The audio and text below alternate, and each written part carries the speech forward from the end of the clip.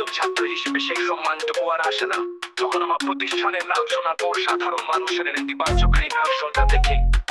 এটা লজ্জা, ভীষণ লজ্জা। হ্যালো মা, রাতে খেয়েছিস? হ্যাঁ। তুমি ঘুমাও, আমি ঠিক আছি। এখন রাখি, পরে কথা হবে। কাশিটা চেপে ধরে মায়ের সাথে কথা বলার পরে 10 মিনিট ধরে কেসেছিলাম, তবুও আমার ঠান্ডা লাগা বিষয়টা মা বুঝে গিয়েছিল। সব মায়েরা তারা ধরে সন্তান বাড়িতে গেলে খুশি হয়, সবার মায়েরা সবাইকে বাড়িতে যেতে বলে, কিন্তু আমার মা আমি বাড়িতে না গেলে খুশি হন। দীর্ঘ পূজা বন্ধেও বাড়ি যেতে বলে ননি। কারণ কি জানেন? কারণ বাড়িতে গেলে আমি খালি ওর সাথে দেখা করতে চলে যাই। সারাদিন ঘোরাঘুরি শেষে রাতে বাসা ফিরি, তাই মা এখন আর বাড়িতে যেতে বলেন না। আমি হলে পরে থাকলে যেন তিনি শান্তিতে থাকতে পারেন কটা দিন। এবার সিদ্ধান্ত নিয়েছি যে মেয়ে হোক তাকে ঢাবিতে টিকতেই হবে। তারপর আর বাড়ি যাবো না অনেক বছর। আম্মু খুশি, প্রেমও চলবে। বাড়ি থেকে কল দিয়ে যখন জিজ্ঞেস কি দিয়ে খাওয়া দাওয়া করলি, তখন মুরগির কথা শুনে খুব খুশি হয়ে যাইতো। কিন্তু ক্যান্টিনে যে মুরগিটা সবচেয়ে সস্তা এটা তো ওরা জানতো না। কখনো কি ভেবে দেখেছেন বাসা গিয়ে সব প্রথম যে মানুষটাকে খুঁজে, সে মানুষটা না থাকলে কেমন লাগবে? হলে আসলে মনে হয় বাসায় গেলে ভালো লাগবে, কিন্তু বাসায় গিয়ে যখন প্রিয় মুখটা আর দেখতে পাই না তখন মনে হয় হলে ভালো আছি। আসলে কি আমি ভালো আছি? ক্যাম্পাস থেকে বাড়ি যাওয়ার আগে প্রায় ঘন্টা ঘুমাবো। দিনে পর বেলা খাবো আর 13 ঘন্টা ঘুমাবো, কিন্তু বাড়ি যাওয়ার পর কেন যেন ক্ষুধা লাগে না, ক্লান্তিও আসে না। অনেক ভেবে কারণটা বের করলাম, আসলে বাবা মায়ের মুখা জন্মভূমির ঘ্রাণেই তো মন ভরে যায় স্বর্গে।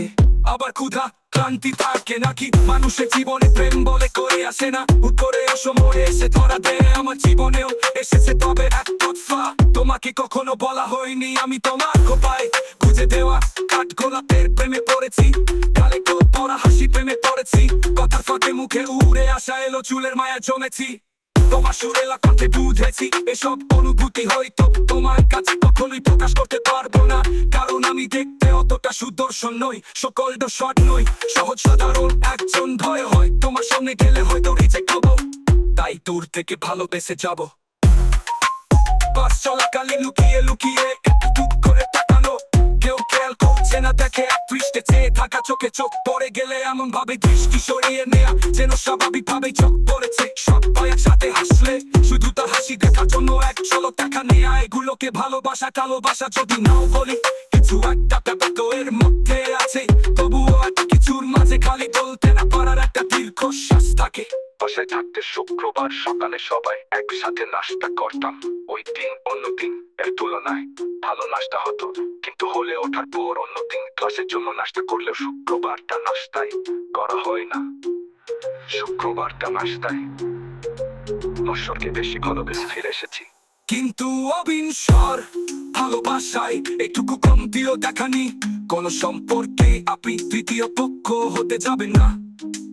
প্রথমে আপনি তাদের কাছে ভালো থাকবেন, একটা সময় গিয়ে আপনি দুইজনের কাছে খারাপ হয়ে যাবেন। ও ও আবার কথা কাটাকে ইউজ করে ছেড়ে দেওয়ার মতো প্রতিদিন ক্যাম্পাসে শত শত কাপড় দেখি, এক একজনের এক এক গল্প। মাঝে মধ্যে কিছু কাপড় দেখলে সত্যি খুব আফসোস হয়। এরা ক্যাম্পাসে পাবলি কলি বাগের বসে গায়ে হাত তুলে হলে থাকা সুবাদে মাঝে মধ্যে বান্ধবীদের দেয় দেখি।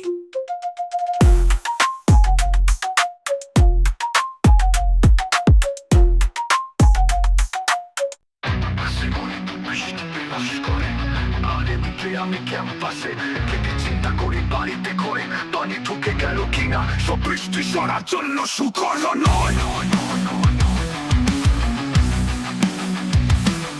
যদি সম্ভব হতো আমার গায়ের গন্ধটার মতো পারফিউম বানানোর চেষ্টা করতাম, উনাকে ছেড়ে হলে থাকা দিনগুলোতে প্রতিবার একটা বালিশের পাশে রেখে ঘুমাতাম।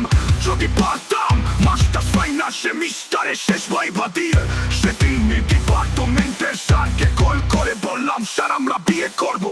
স্যার বললেন আলহামদুলিল্লাহ শুক্রবার চলে আসো। শাশুড়ি মা এক কথাতেই রাজি হয়, শুক্রবার তাকে বউ সাজিয়ে এগিয়ে দিলেন। আলহামদুলিল্লাহ নভেম্বরে আমাদের বিবাহ বার্ষিক হলো। মেঘলা প্রতিনিয়তই জিজ্ঞাসা করে প্রতিদিনটা শুধুই কেন খেতে চাস, তাদের কেমনে বুঝাইছে আমার পকেটে আছে মাত্র 10 টাকা আর বিয়ে এখনো চলতে হবে আরো 7-7টি দিন এই শহরে চোখ বন্ধ করে বিশ্বাস করা মানুষের বড্ড অভাব। সেটা হোক বন্ধুত্ব বা অন্য কিছু, একা থাকার অভ্যাস করাই ভালো। চলার পথে যাদের সাথে মিশতে গেছি, বিশ্বাসযোগ্য মানুষ খুব কম পেয়েছি। আমার মা ক্যান্সারে আক্রান্ত, যেদিন আমি ঢাকা বাসে দিতে চান্স পাই, সেদিন আমার মায়ের চেয়ে বেশি খুশি কেউ হয়নি। গতকাল মা ফোন দিয়ে বললো, বাবা তুই একদিন অনেক বড় অফিসার হবি, তুই আমার স্বপ্ন পূরণ করবি। কিন্তু আমি হয়তো ততদিন বাঁচবো না। এরপর থেকে ভেতরটা কেমন ফাঁকা ফাঁকা লাগতেছে, নিজেকে কোনোভাবেই সান্ত্বনা দিতে পারছি না। কাঁদে আরে উঠেও কোন রুমে শুয়ে শুয়ে ভাবনা আছে, অনাজটা বোধ হয় কেটে যাবে কোন রুমে। এভাবে নিজের বৈধ অধিকার হারিয়ে রাজনৈতিক দাসতে হয়। ঢাবির প্রশাসন হলগুলো অনঅফিসিয়ালি ইশারা দিয়ে দিচ্ছে, ঢাবিতে বড় রাজনীতি করা প্যাশন নাই, তবুও করি এই ছাড়বো। আমার পদ লাভে তুমি সহায়ক না হলে হলে টাকার দরকার নেই। সুস্থ রাজনীতি তারা কবে আসবে? ঢাবি হলে শিক্ষার্থীরা রাজনীতির মাকে। আর কতকাল গরুর বলদ ভয়ে থাকবে? আব্বু দুপুর বেলা ভাত খেয়ে আমার পাশে শুয়ে ঘুমাচ্ছি, বিকলে হাসপাতালে নিয়ে যাচ্ছে। বয়স কম ছিল বলে আব্বুর সাথে আমাকে হাসপাতালে নিয়ে যায়নি। আব্বু মারা গেল রাত 11টায়, আব্বুর মৃত্যুর সময় থাকতে না পারার দুঃখ এখনো ভয়ে চলছে। সবাই তো স্বপ্ন পূরণের জন্য এই ক্যাম্পাসে আসতে চাই, আমি এসেছি স্মৃতিগুলো হাতে দেখতে।